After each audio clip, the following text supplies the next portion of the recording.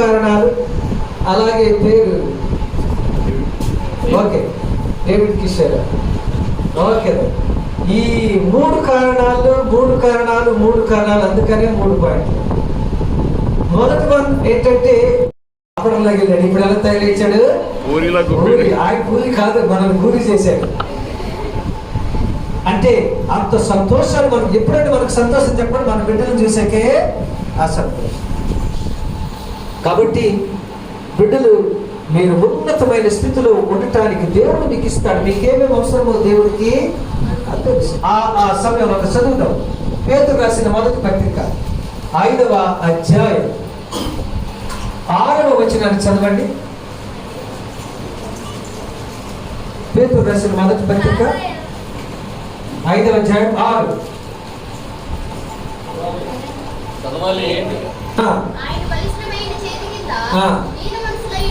Very good. తగిన సమయంలో మిమ్మల్ని హెచ్చించేలాగా, తగిన సమయంలో దేవుడు మీకు ఇస్తాడు. కంగారు పడదు ఏ విషయంలో, అర్థమవుతుందా? మనం కంగారు పడి ఆయనని కంగారు పెట్టకూడదు. ఓకే, తగిన సమయము దేవునికి తెలుసు. మీకు మంచి ఉదాహరణ చెప్పన, ద్రాక్ష రసం అయిపోయింది. ఎక్కడ?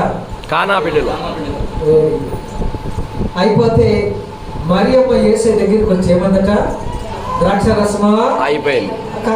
ఏంటి వాళ్ళందరూ ఇక్కడ కూర్చున్నారు, అంతేనా? ఇప్పుడు ఈ మీటింగ్ ఉందా? ఆ మీటింగ్ తర్వాత ఈటింగ్ లేదనుకోండి, చెప్తున్నా.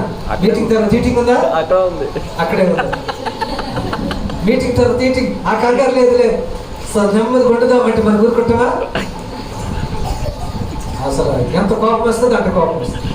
యేసుప్రభు అంటున్నారట, మరియమ్మ వెళ్ళి ద్రాక్ష రసం అయిపోయిందంటే నా సమయం ఇంకా రాలేదు. అక్కడ ద్రాక్ష రసం అయిపోయిందంటే సమయం ఇంకా రాలేదంటారు.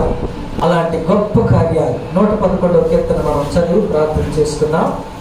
111వ కీర్తన 2వ వచనం చదవండి. వాటి యందు ఇష్టమున్న వారందరూ వాటిని ఏమించుదురు?